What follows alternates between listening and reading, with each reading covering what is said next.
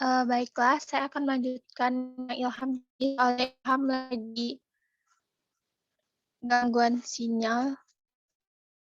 Percobaan 5, pengujian sifat kimia lemak. Dengan tujuan percobaan melakukan pengujian sifat kimia lemak.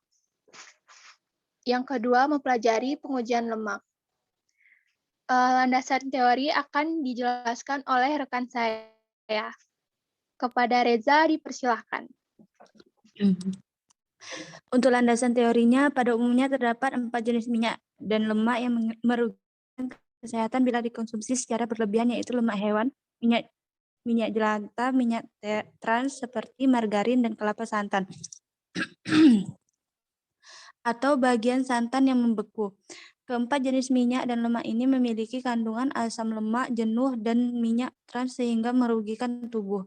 Minyak trans tidak terdapat dalam bentuk alami di dalam tubuh dan melalui bahan pangan. Lemak yang jatuh terutama mengandung asam lemak jenuh dan dimiliki pula dengan lemak tak jenuh. Lebih banyak menganalisis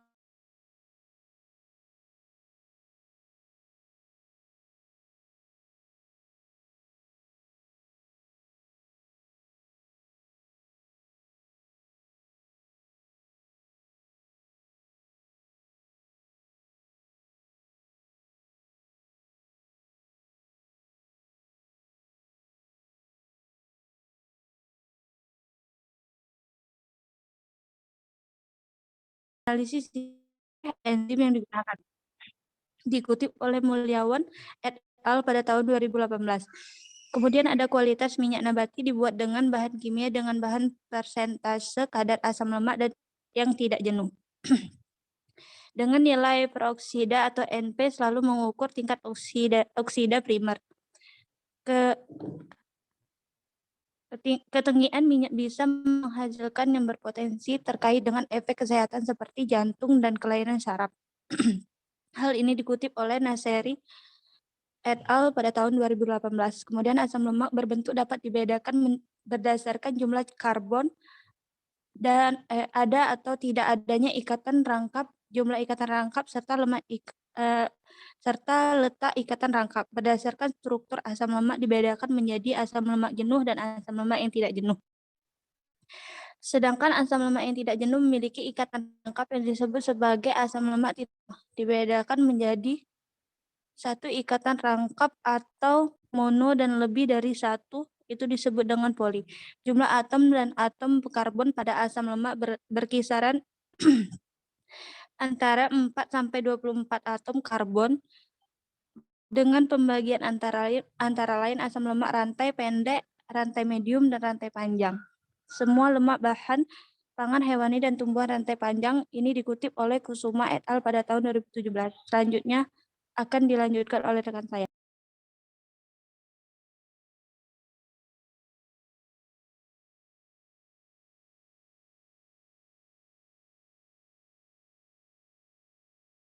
Baiklah, alat yang digunakan pada percobaan ini yaitu ada tabung reaksi, pipet tetes, gelas kimia 250 ml, gelas ukur 50 ml, Erlenmeyer 250 ml, corong kaca, buret 50 ml, dan neraca analitis. Kemudian, bahan yang digunakan pada percobaan ini yaitu asam asetat glasial, alkohol 96%,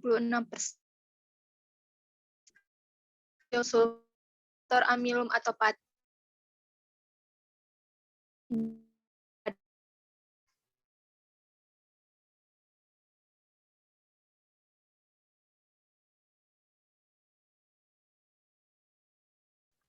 Selanjutnya akan dilanjutkan oleh rekan saya. Selanjutnya skema kerja.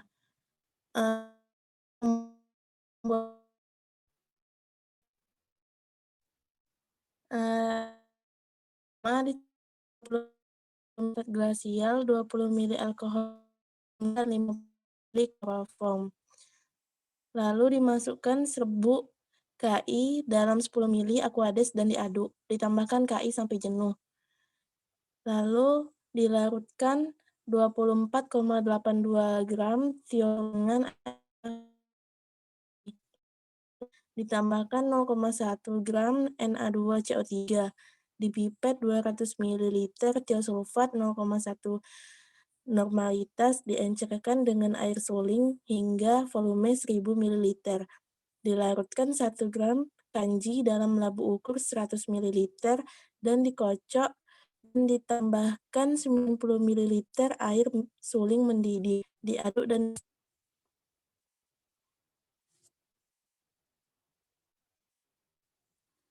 lalu skema kedua, ditimbang minyak 5 gram, lalu Erlenmeyer 250 ml tertutup.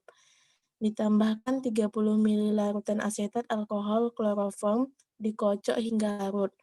Lalu ditambahkan 1 ml KI selama menggoyang. Lalu Aquades dititrasi dengan tiosulfat 0,02 normalitas dan ditambahkan 0,5 ml indikator kanji. Lalu dilanjutkan titrasi goyang Erlenmeyer dengan cepat, lalu dilakukan penentuan belangko.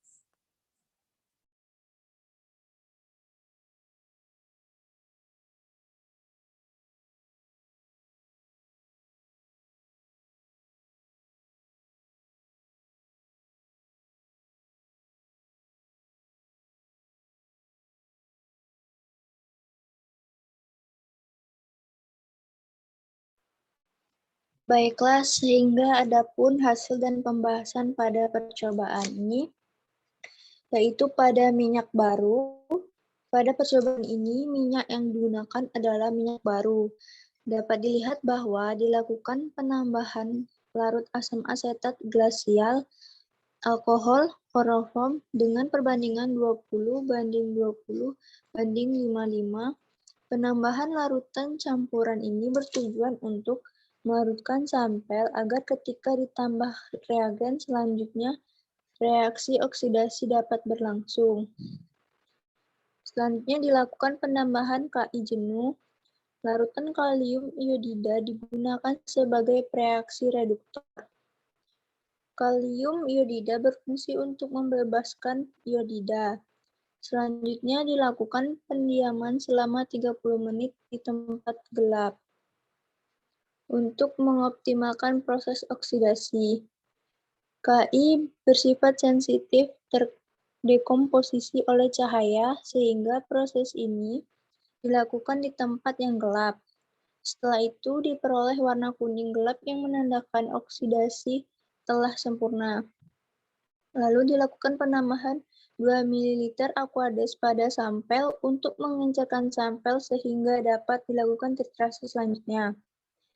Dilakukan titrasi dengan Na2C2O3, selanjutnya dilakukan penambahan larutan kanji sebanyak 5 tetes. Kanji digunakan sebagai indikator penunjuk perubahan warna. Perubahan warna menandakan telah tercapainya titik akhir titrasi, di mana mol asam tepat bereaksi dengan mol basa. Pada saat ditambah larutan, terjadi reaksi yang menimbulkan warna biru. Selanjutnya dititrasi lagi dengan tiosulfat. Hasilnya warna biru hilang setelah dilakukan titrasi. Melalui perhitungan diperoleh kadar peroksida sebanyak 0,005696 atau dengan 0,05696%. Menurut SNI, standar yang ditetapkan pada bilangan peroksida adalah 10 gram per kilogram. Adapun reaksi yang terjadi pada titrasi iodometri adalah sebagai berikut. Pada reaksi tersebut, KI membebaskan iodida dengan cara ROO-. Selanjutnya, kelebihan iodida akan bereaksi dengan tiosulfat. Penambahan indikator titrasi dengan perubahan warna biru. Slide selanjutnya pada bekas atau minyak jelantah. Next.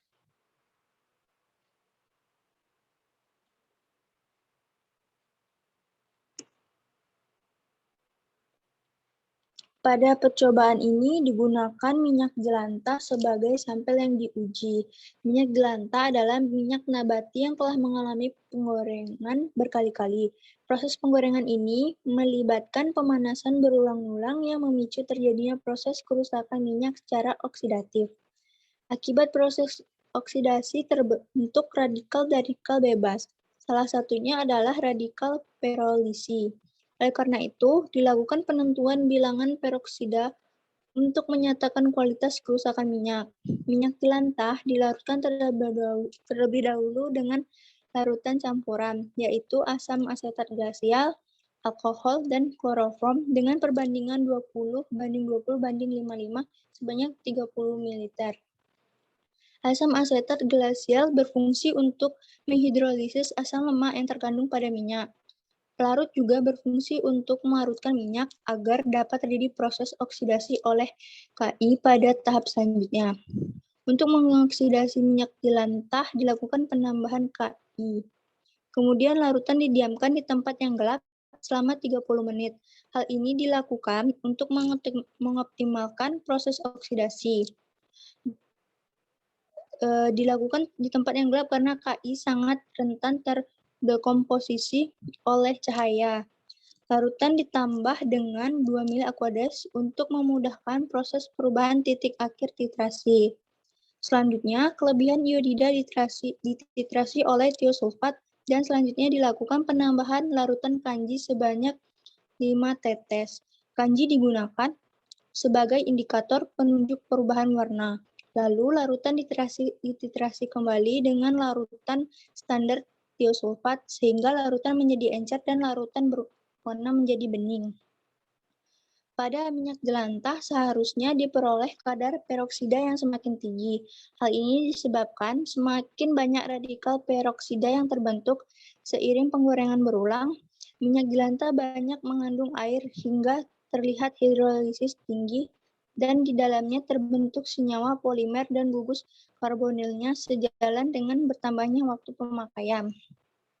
Warna gelap dalam minyak disebabkan oleh terjadinya oksidasi tukterol. Kemudian terbentuk peroksida. Ikatan tak jenuh yang kemudian peroksida terdekomposisi menjadi persenyawaan karbonil. Selanjutnya dilanjutkan oleh rekan saya.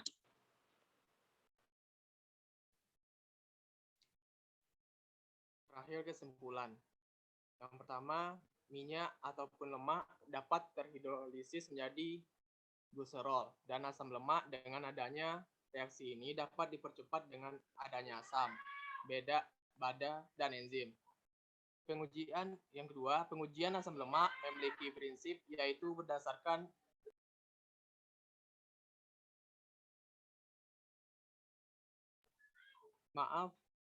saya ulangi, pengujian asam lemak memiliki prinsip yaitu berdasarkan jumlah iodin yang dibebaskan setelah lemak atau minyak ditambahkan KI. Lemak direaksikan dengan KI sebagai pelarut asam asetat. Kemudian iodin yang terbentuk ditentukan titrasi yang dipakai.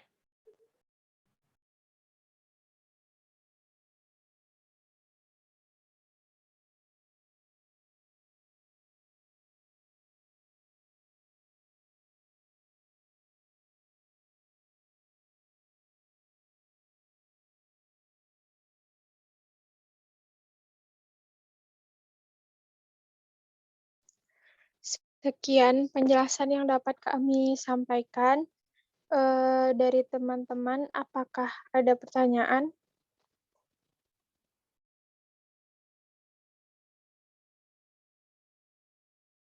Izin bertanya, moderator. Ya, silakan. Jadi, perkenalkan nama saya Anissa Putri dari kelompok 5. Di sini saya mau bertanya, apa saja sih yang mempengaruhi mutu dari minyak itu? Terima kasih. Terima kasih, Nis. Apakah masih ada pertanyaan lagi? Boleh bertanya tidak nih? Boleh.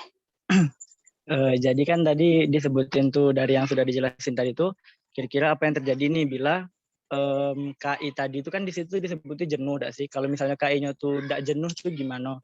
Terus dia kan harus di tempat gelap tuh. Nah, kalau misalnya dia di tempat terang, itu bagaimana reaksinya? Apakah enggak apa-apa dia atau maksudnya itu apakah minyak tadi itu bakal ada ngandung senyawa lain atau kayak minyak tuh bakal ada kerusakan pada ininya atau itu? Terima kasih. Oke, terima kasih Gilang.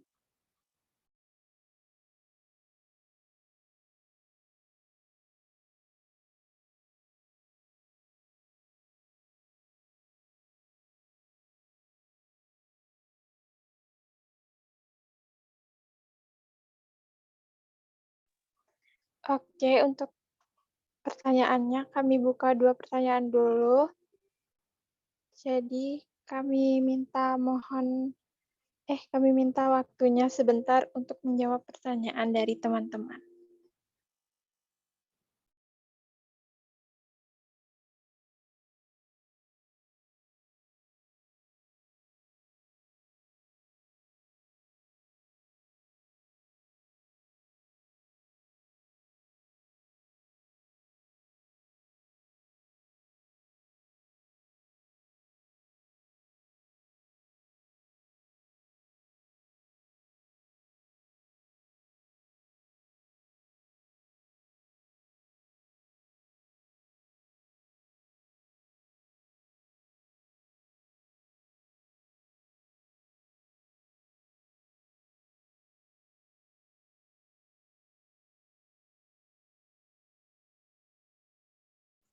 Dek, ada videonya nggak? Kalau ada videonya tolong ditampilin.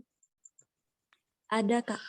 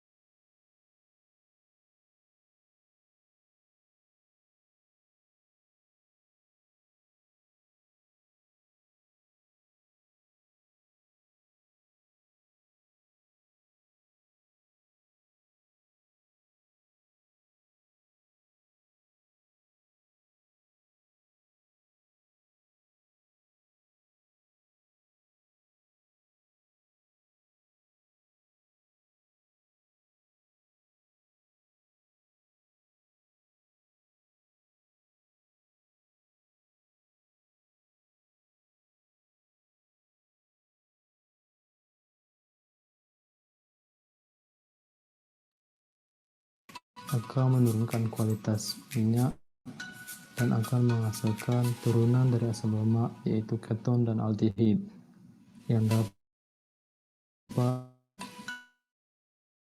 minyak menjadi bau tengik.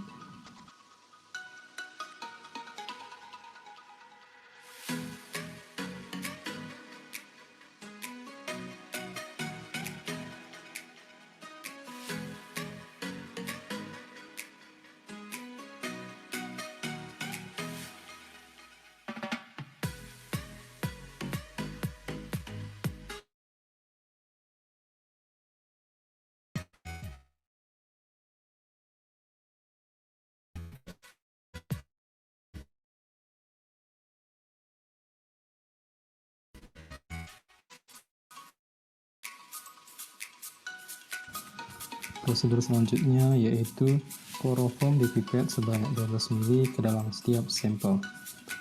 Kloroform di sini digunakan untuk melarutkan minyak sehingga larut dengan sempurna.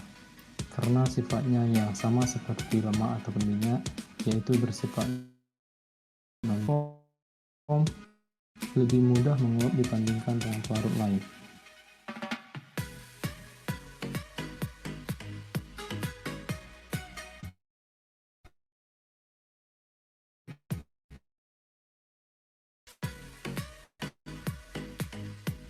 Selanjutnya, pelarut yang digunakan yaitu asam asetat glasial yang dipipet sebanyak 18 ml ke dalam setiap sampel.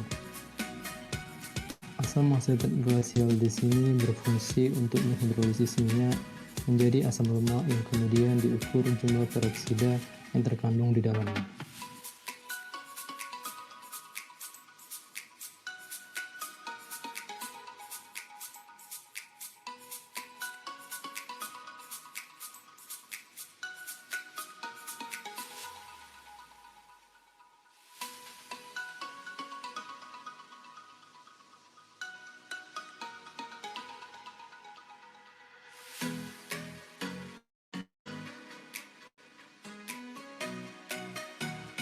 Selanjutnya, campuran pelarut dengan minyak dipanaskan di dalam water bath agar larut secara sempurna.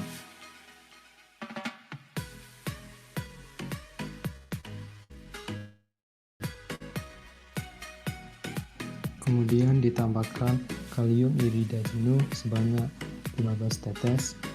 Ki digunakan sebagai reaksi perantara karena titrasi yang dilakukan yaitu titrasi tidak langsung. Selanjutnya ditambahkan aqueous panas sebanyak 30 ml.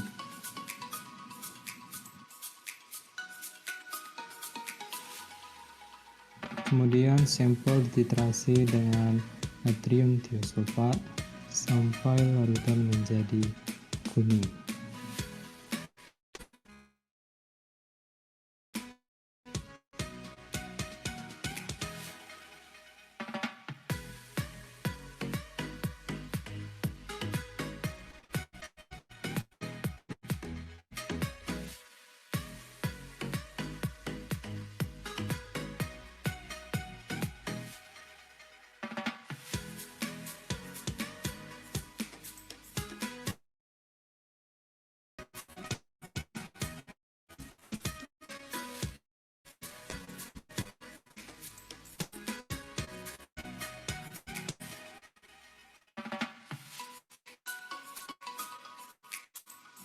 Setelah berubah menjadi larutan kuning, kemudian ditambahkan larutan pati sebanyak 20 tetes.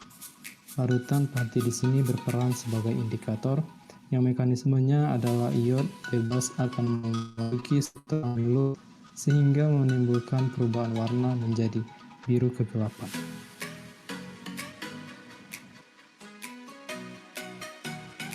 Selanjutnya, larutan kembali dititrasi hingga warna biru kegelapan hilang.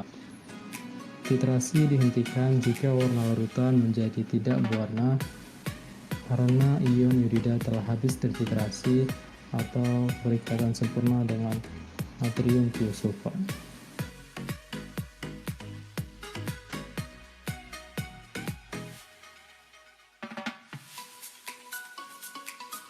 Kemudian, ukur volume natrium tiosulfat yang digunakan saat titrasi. Kemudian untuk analisa pada minyak wijen adalah sawit ataupun tropikal.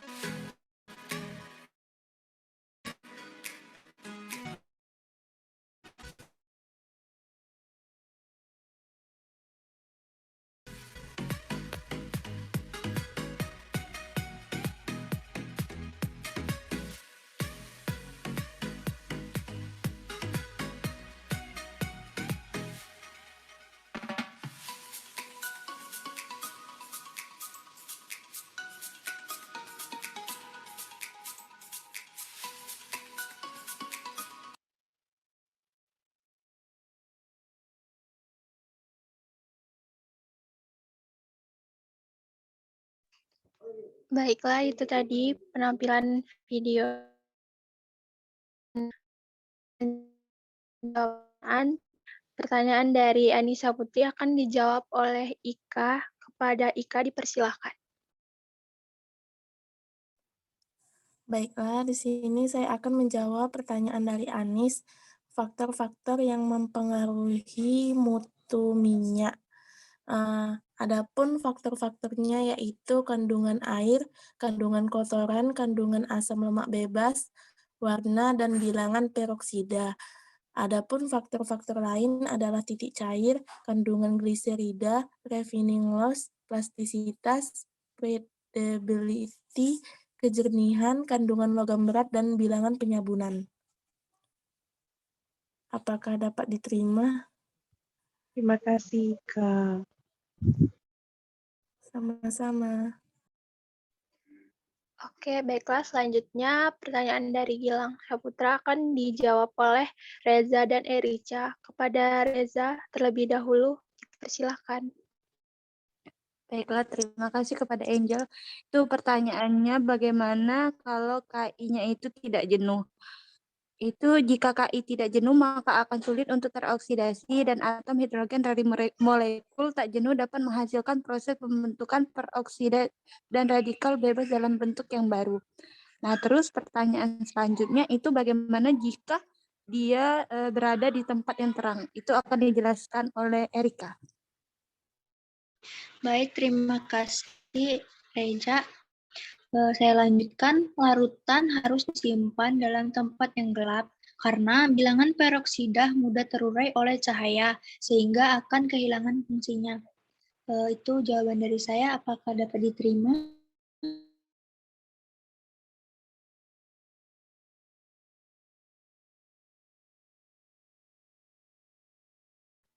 Bagaimana Saudara Gilang?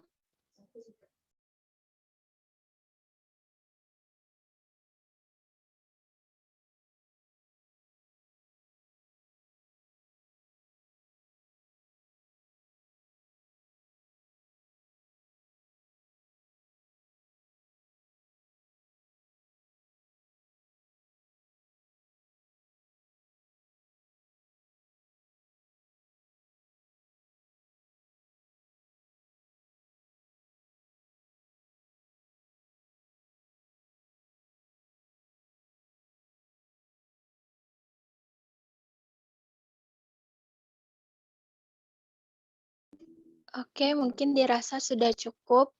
Sekian pembahasan yang dapat kami sampaikan. Apabila terdapat kesalahan, kami mohon maaf dan kami kembalikan kepada Kak Rohil. Terima kasih.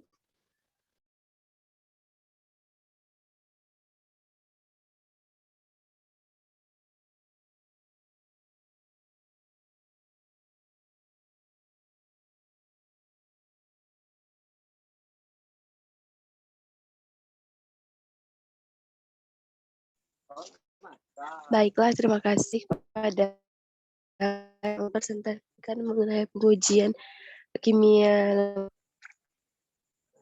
Jika tidak ada yang mau bertanya lagi untuk praktikum, untuk jawabannya tadi sudah benar. Kalau tidak ada yang mau bertanya lagi, bisa ditutup untuk praktikum pada malam hari ini. Oh iya, untuk minggu depan yang presentasinya kakak yang ngundi atau dari kalian yang ngundi? Kan percobaan kita kan ada 8 percobaan lagi, ada 3 percobaan lagi yang belum. Jadi untuk 3 percobaan itu kakak undi ya, kakak atau kalian yang ngundi siapa yang presentasi.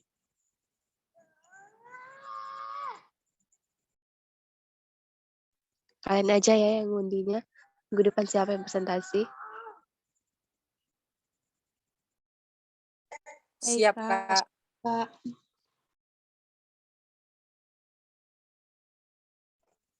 Jika tidak ada yang mau bertanya lagi, sekian untuk praktikum pada malam hari ini.